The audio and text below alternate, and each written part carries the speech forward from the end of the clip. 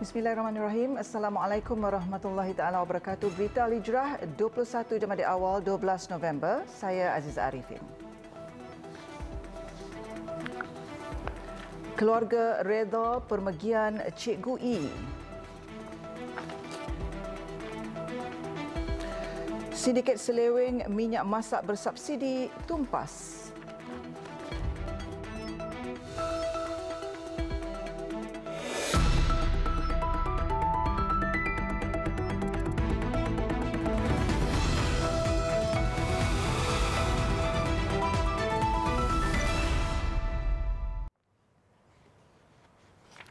Nak ikut abah masuk syurga. Itu hasrat anak bongsu pejuang penyakit barah Nasri Mardi Ismail atau Cikgu E yang menghembuskan nafas terakhir 4.35 petang semalam. Nasrul Hafiz, 8 tahun, yang setiap hari menemani ayahnya sepanjang sakit melawan penyakit itu, juga tenang saat Cikgu E dikebumikan di Tanah Perkuburan Islam Meru Raya dekat Ipoh malam semalam. Waktu semalam abah saya dah meninggal. Tapi semalam tadi elok. Tadi waktu abah meninggal, abah dah bangun dah. Lepas tu semua orang nangis-nangis. Sayang kat abah tak? Sayang. Itu jumpa abah dekat mana? Kat surga. Bukan setakat Nasrul Hafiz, abang sulungnya Nasrul Hakim 19 tahun juga tabah menerima berita pemergian ayah mereka. Nasrul Hakim yang sedang menuntut di Institut Pendidikan Guru IPG Tun Abdul Razak, Kota Samarhan, Sarawak, sempat meluangkan masa bersama Allahyarham 4 hari sebelum meninggal dunia. So, saya bersyukurlah saya dapat jaga dia. Di saat-saat akhir dia lah saya ada kat tepi dia, saya ajar dia mengucap, saya ada juga ajar dia bernafas kadang-kadang kalau dia ada panic attack. So, alhamdulillah lah saya dapat jaga dia untuk hari terakhir ni. Menurut Nasrul Hakim, sebelum ayahnya menghembuskan nafas terakhir, Allahyarham ditidurkan dengan ubat dan bergantung sepenuhnya kepada morfin untuk menahan sakit. Sejak Mac tahun lalu, Allahyarham berjuang melawan 3 jenis kanser, iaitu buah pinggang, paru-paru dan kelenjar. Namun, dia tidak pernah menyerah. Dalam setiap catatannya di media sosial, Cikgu E berkongsi cerita dengan tenang. Malah di saat masyarakat melihat dia semakin lemah, Cikgu E terus memberi semangat kepada orang lain untuk tabah. Petang semalam, Allahyarham disahkan meninggal dunia di sebuah hospital swasta di Ipoh. Ribuan hadir menunaikan solat jenazah untuk Allahyarham. Jenazah selamat dikebumikan pada jam 9.35 malam semalam.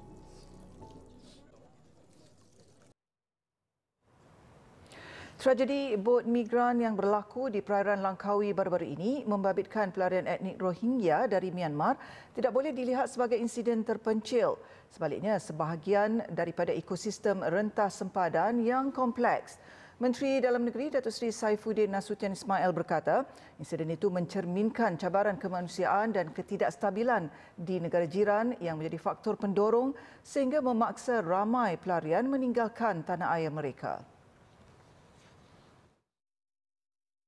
Insiden ini bukanlah satu insiden yang kita anggap terpencil. Dia ada satu ekosistem dia.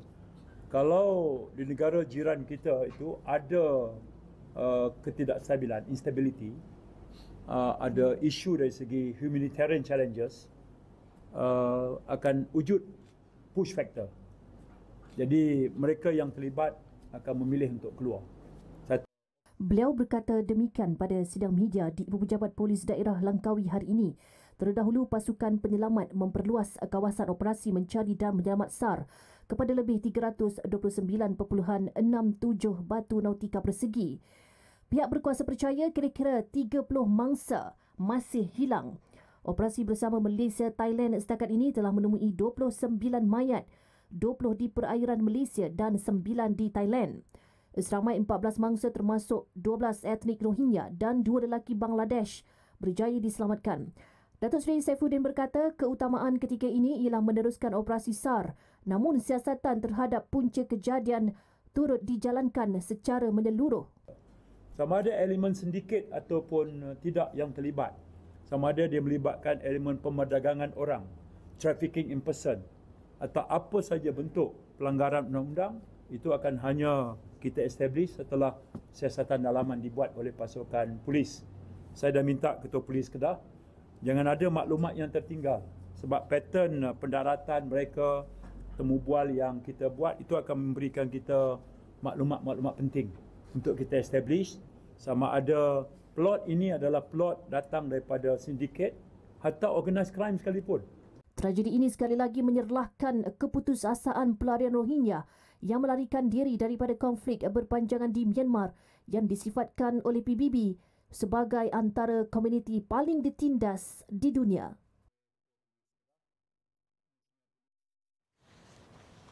Kementerian Perdagangan Dalam Negeri KPDN Pulau Pinang membongkar kegiatan penyelewengan minyak masak bersubsidi di sebuah gudang haram di kawasan perindustrian Sungai Jawi, Nibong Tebal.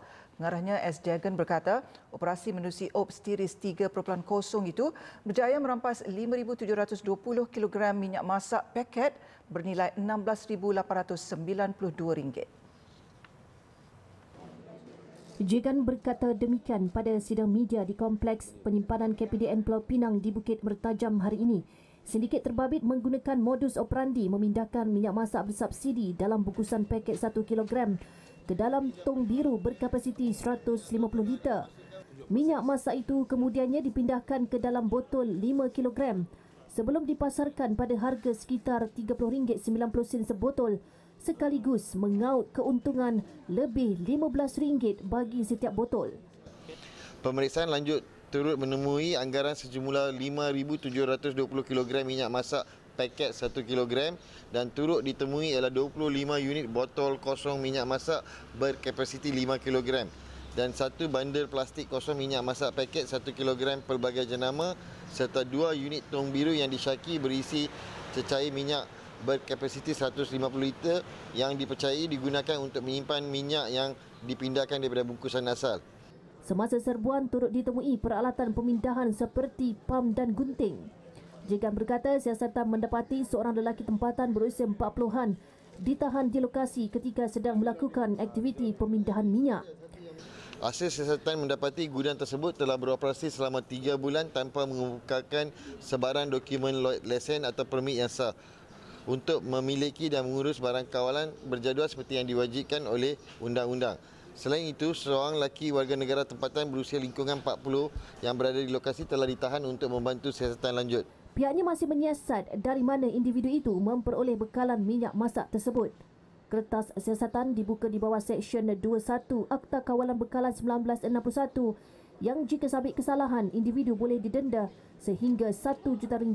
Orang ramai yang mempunyai sebarang maklumat berhubung aktiviti penyelewengan barang kawalan dan bersubsidi boleh menyalurkan aduan yang lengkap dan tepat kepada pihak kementerian melalui saluran WhatsApp 019-8488-000 dan portal e-aduan KPDN iaitu e-aduan.kpdn.gov.my.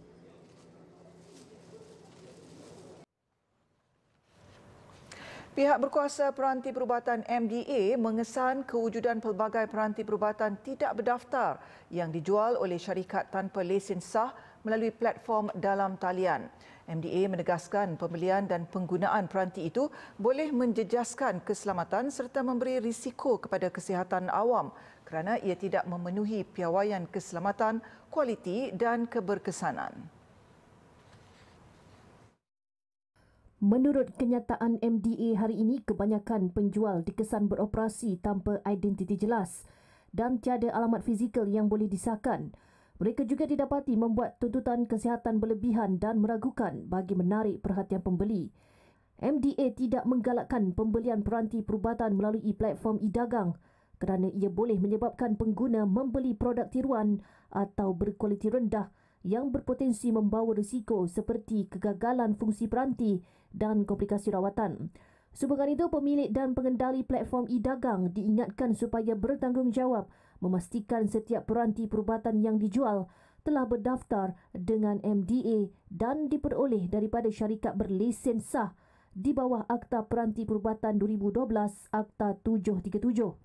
MDA menegaskan tindakan tegas termasuk denda penarikan balik produk dan pendakwaan di mahkamah akan diambil terhadap mana-mana individu atau syarikat yang didapati melanggar peruntukan itu. Orang awam dinasihatkan agar sentiasa berwaspada dan tidak menjadikan faktor harga sebagai penentu utama. Mereka disarankan menyemak status pendaftaran peranti perubatan dan lesen syarikat pengedar melalui portal rasmi MDA.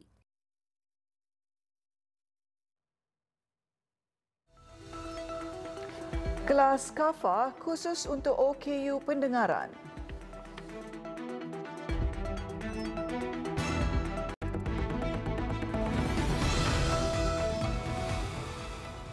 Alhamdulillah, bertemu kembali. Pembangunan sebenar negara bukan hanya berasaskan teknologi, sebaliknya berteraskan pembangunan manusia secara menyeluruh yang berpegang kepada nilai, akhlak dan tanggungjawab sosial. Perdana Menteri Datuk Seri Anwar Ibrahim berkata, pembangunan manusia yang utuh seharusnya mempunyai nilai empati, keberhatian terhadap keluarga dan tidak meninggalkan aspek masyarakat yang memerlukan perhatian. Menurut beliau lagi, kejayaan pembangunan negara bergantung kepada kesungguhan pemimpin dan pegawai dalam melaksanakan tanggungjawab dan bukannya sekadar mengejar pangkat, anugerah atau pengiktirafan semata-mata. Berapa orang yang boleh diangkat sebagai KSU atau Ketua Jabatan atau KSN, apalagi Perdana Menteri? Apakah kita lakukan sebaiknya, seikhlasnya, sebersihnya? Dan apakah kita berikan natijah idea yang benar-benar mampu mengangkat negara ini dan juga membela nasib yang tersisih, terbiar atau terpinggir. Beliau berkata demikian ketika berucap pada Simposium Pembangunan dan Anugerah Pembangunan Negara 2025 di Putrajaya siang tadi. Tegas Datuk Seri Anwar, kestabilan politik, keamanan negara dan kerjasama semua pihak menjadi asas kejayaan Malaysia hari ini dalam menarik pelaburan, meningkatkan ekonomi dan menjadikan negara mampu menangani cabaran serantau dan global. Perdana Menteri turut menekankan kepentingan menyepadukan pembangunan tradisi dan teknologi baharu seperti kecerdasan buatan AI, transformasi tenaga dan inovasi sambil mengekalkan nilai, agama, budaya dan perpaduan rakyat.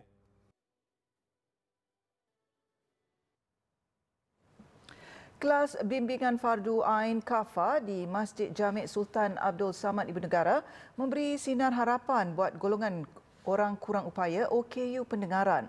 Menurut Menteri di Jabatan Perdana Menteri Hal Ehwal Agama, Datuk Dr. Muhammad Naim Mokhtar, inisiatif itu adalah untuk tidak membiarkan golongan itu ketinggalan dalam mendalami ilmu agama. Dan Alhamdulillah, Al-Fadil Ustaz Haris Jamil, Imam Masjid Jami' Kuala Lumpur ini telah mengambil inisiatif untuk mengajar mereka ini, mengajar berkaitan tentang rukun Islam, tentang rukun iman dan sebagainya. So, jadi kita ambil kepakaran yang ada di pusat Ibnu Maktum ini untuk mewujudkan contohnya garis panduan bagaimana OKU pendengaran ataupun penglihatan mereka ni boleh belajar agama. Jelasnya lagi, peserta OKU yang hadir ke kelas tersebut tidak akan dikenakan sebarang bayaran. Beliau berkata demikian selepas merasmikan kelas bimbingan Fardu Ain KAFA OKU Perak di Ibu Negara petang tadi. Selain itu, Datuk Dr. Muhammad Naim berkata, kelas bimbingan KAFA itu juga akan diperluas ke masjid-masjid lain juga supaya golongan tersebut dapat menikmati manfaat yang sama. Program yang dianjurkan oleh Yayasan Dakwah Islamiah Malaysia Yadim itu menerima kehadiran lebih 100 peserta dari sekitar Selangor dan Kuala Lumpur setiap kali ia dianjurkan. Kelas tersebut dilakukan sebanyak 2 kali sebulan di Masjid Jami' Sultan Abdul Samad. Pihak Yadim turut menyediakan penterjemah bahasa isyarat untuk kelas berkenaan.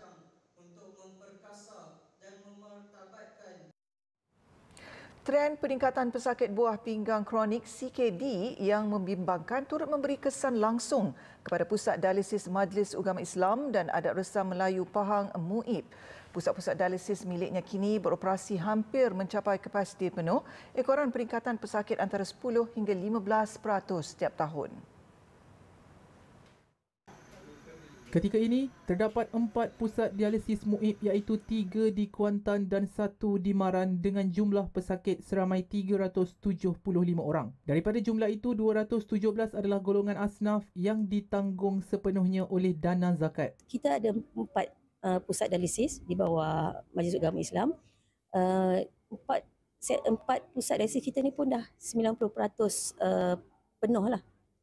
Maksud bila kita buka center baru tu, kita memang membuka ruang lagi besar untuk pesakit sekitar untuk menerima rawatan dialisis. Bagi menampung pertambahan itu, MUIB Holding Sendirian Berhad bakal membuka 2 lagi pusat dialisis baharu di Balok, Kuantan dan Tanah Putih Pekan yang dijangka mula beroperasi tahun depan. Bagi penambahan 2 lagi cawangan pada tahun 2026 ini, pihak MUIB Holding telah memperuntukkan 1.6 juta.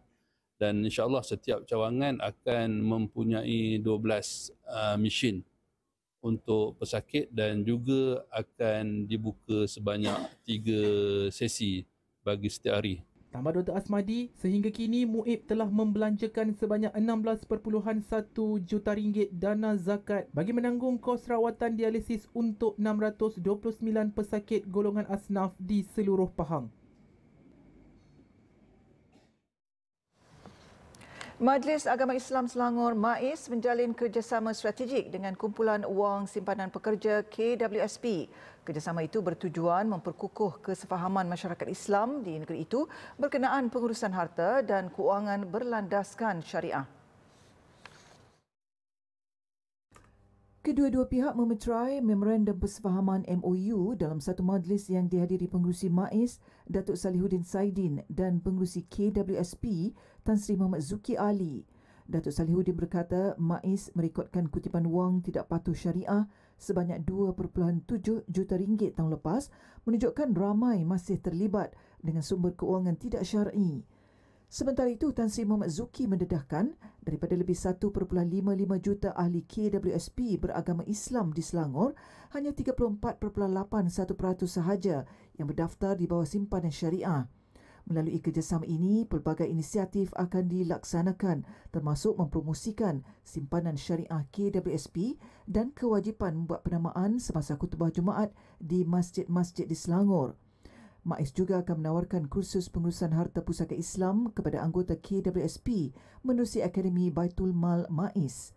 MAIS menyasarkan kutipan wang tidak patuh syariah sebanyak 3 juta tahun ini dan menggalakkan masyarakat menyalurkannya kepada MAIS untuk kepentingan ummah.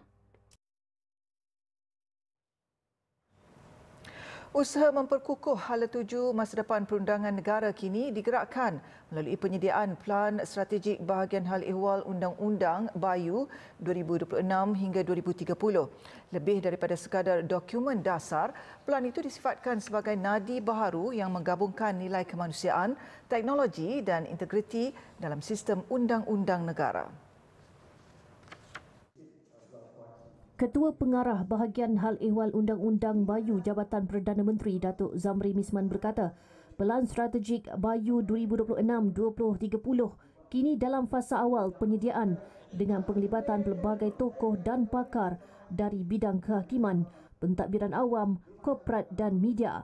Sebab melalui kita punya pelan strategik inilah akan menentukan corak haluan BAYU pada masa akan datang.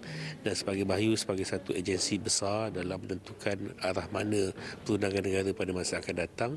So inilah penting input-input awal ini perlu diambil sebenarnya. Seminar Pelan Strategik BAYU turut dihadiri oleh panelis dalam bidang masing-masing untuk memberi input awal. Turut berkongsi pandangan pengerusi TV Al-Hijrah Muhammad Hairul Ngadirun yang menekankan peranan media dalam membentuk kesedaran rakyat terhadap masa depan undang-undang negara. Perbincangan turut meneliti nilai kemanusiaan dalam undang-undang, pengukuhan tadbir urus serta penggunaan teknologi sebagai pemangkin sistem perundangan yang lebih adil dan berperi kemanusiaan.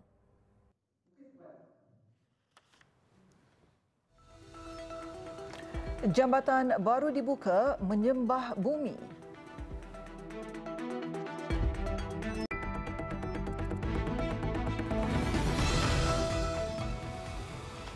Alhamdulillah, bertemu kembali. Kita beralih ke perkembangan luar negara. Dalam suasana pilu dan berdebu, pasukan pertahanan awam Gaza menggali semula kubur 20 mayat yang dikebumikan secara tergesa-gesa di hadapan klinik Sheikh Radwan di utara Gaza City. Lokasi yang satu ketika dahulu menjadi tempat rawatan kini bertukar menjadi kubur besar tanpa tanda atau nama. Dalam keadaan penuh kesedihan, anggota pertahanan awam menggali tanah untuk mengeluarkan jasad mangsa satu demi satu. Penggalian perlu dilakukan dengan berhati-hati kerana ada jenazah tertimbus jauh di bawah tanah.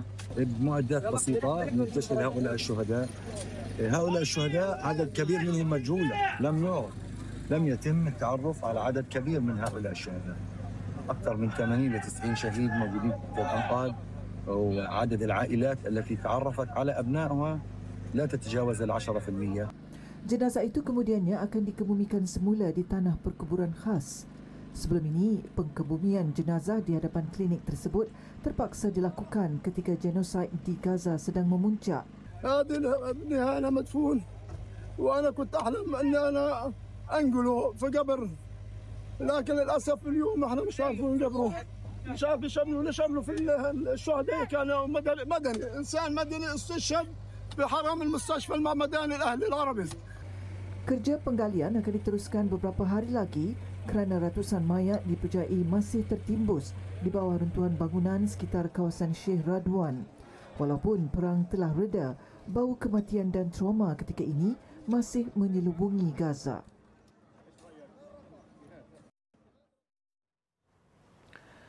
Dua 20 anggota tentera Turkiye disahkan terbunuh selepas pesawat kargo C-130 Hercules dinaiki mereka terhempas di kawasan sempadan Georgia, Azerbaijan. Nas berlaku ketika pesawat berkenaan dalam perjalanan pulang dari Azerbaijan. Rakaman video yang tersebar di media sosial menunjukkan pesawat berkenaan berpusing beberapa kali di udara sebelum menjunam dan meletup. Kepulan asap hitam pekat kemudian menjulang tinggi di kawasan pergunungan berhampiran lokasi nahas. Pihak berkuasa Georgia berkata pesawat itu hilang dari radar beberapa minit selepas memasuki ruang udara negara itu tanpa sempat menghantar sebarang isyarat kecemasan. Pasukan penyelamat bergegas ke lokasi terpencil berhampiran sempadan kedua-dua negara dan bangkai pesawat akhirnya ditemui sekitar jam 5 petang waktu tempatan. Pasukan siasatan nahas udara dan penyelamat dari Turkiye tiba di lokasi pada awal pagi Rabu bagi menjalankan pemeriksaan terperinci terhadap serpihan pesawat. Setakat ini, punca kemalangan belum dapat dipastikan.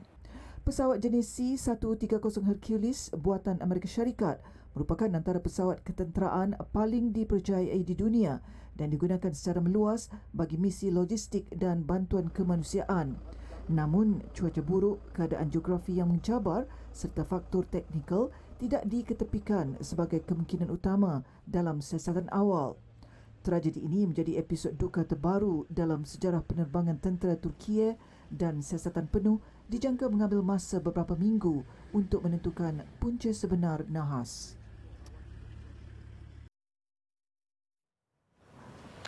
Baru sahaja dibuka beberapa bulan lalu, jambatan Hong Qi yang terletak berhampiran stesen jana kuasa hidro Shuangjiangku, China, runtuh petang semalam.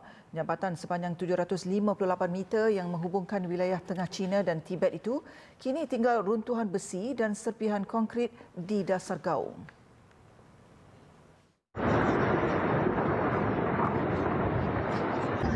Suasana tenang di lembah pergunungan Mekong bertukar panik dengan gegaran kuat kedengaran disusuli jeritan orang ramai. Dalam sekelip mata, lereng bukit di sisi jambatan runtuh menghamburkan debu tebal ke udara sebelum sebahagian struktur utama jambatan rebah dan terputus dua. Bagaimanapun tiada kemalangan jiwa dilaporkan. Tindakan pantas polis menutup jambatan beberapa jam sebelum kejadian dipercayai menyelamatkan banyak nyawa. Jambatan itu sebelum ini ditutup kepada semua lalu lintas sejak petang Isnin selepas keretakan dikesan pada cerun dan permukaan jalan sebelum berlaku pergerakan tanah. Keadaan tanah menjadi semakin tidak stabil petang semalam sehingga menyebabkan tanah runtuh besar berlaku dan menghancurkan sebahagian struktur jambatan. Siasatan awal mendapati keretakan di Cerun berpunca daripada simbahan air bawah tanah yang meningkat dari empangan berampiran yang dipercayai telah melemahkan lapisan tanah asas jambatan itu. Jambatan Hongki siap sepenuhnya awal tahun ini dan digelar sebagai simbol kemajuan infrastruktur barat daya China.